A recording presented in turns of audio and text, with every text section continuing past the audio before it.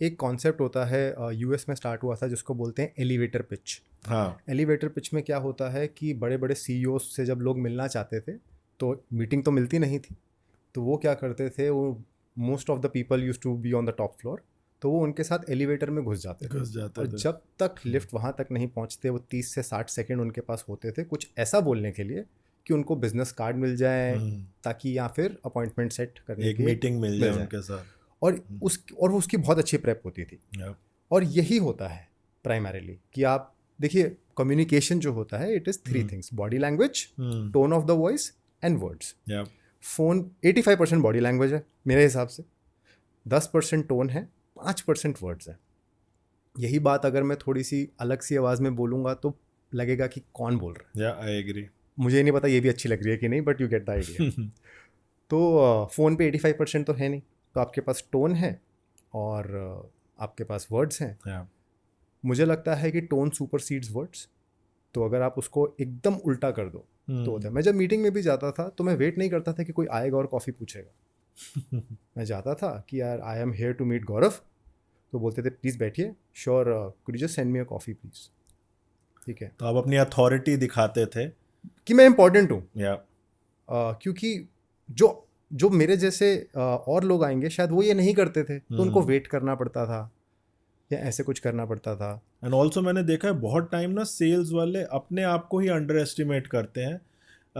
When you say something like कि sir thanks for your time या it is my pleasure to connect with you, देन आप अपने आप को थोड़ा सा अंडरमाइन कर रहे हो। आप ये बोल रहे हो कि उसका टाइम तो इम्पॉर्टेंट है बट मेरा टाइम इतना इम्पॉर्टेंट नहीं है। सो आई ऑलवेज टेल देम कि हमेशा अपनी भी इम्पोर्टेंस बना के रखो। अगर उसका टाइम लग रहा है तो आपका भी टाइम लग रहा है। हाँ, एंड उसको वैल्यू दो ताकि दोनों का टाइम की फ़ायदा मिले। देखिए overall throughout my career, whether it's someone that I am meeting for business और even in someone in my team, the one thing that I have always practised that I try and treat everyone as an equal.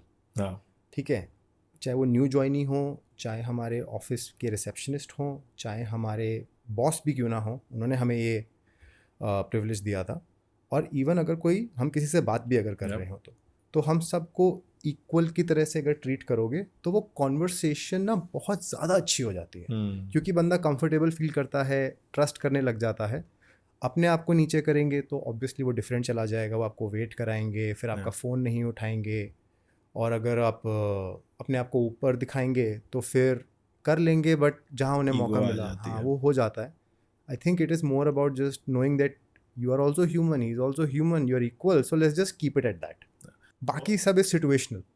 Also I believe that relationship building सबसे ज़्यादा important होती है sales के लिए। और जब आप एक रियल एस्टेट बेच रहे हो, जब आप एक हाई वैल्यू टिकट आइटम बेच रहे हो, तो अगर आपकी रिलेशनशिप बिल्ड नहीं हुई है, अगर वो आपको वैल्यू नहीं कर रहा और आप उसको वैल्यू नहीं कर रहे, तो वो सेल्स क्लोजर बड़ी मुश्किल हो जाएगी। How important is relationship building? It is very important. Sales at the end of the day is about relationships, and how do you make sure those relationships are healthy is by being honest, truthful, candid to the person, right? So again, I think that relationships can be misunderstood as कि कौन कितना ज़्यादा follow up कर रहा है या कौन कितना ज़्यादा मिल रहा है या कौन, मतलब वो ना डिस्टर्बेंस में आ जाता है।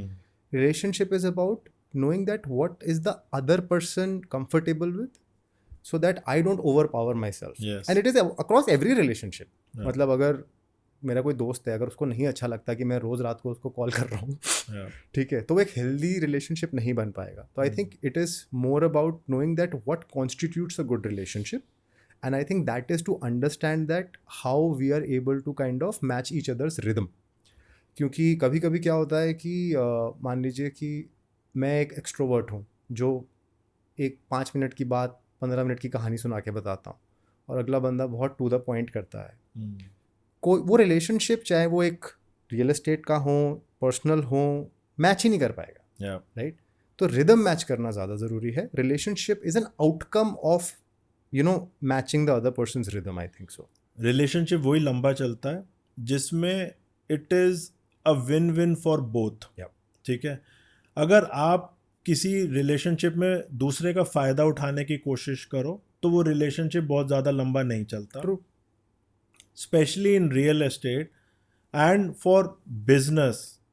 The one thing that I have learned is that business is all about serving others. Yes. And business is all about कि आप दूसरे की प्रॉब्लम को कैसे सॉल्व करते हो. ठीक है, इट्स नॉट अबाउट कि मुझे कितना कमाना है.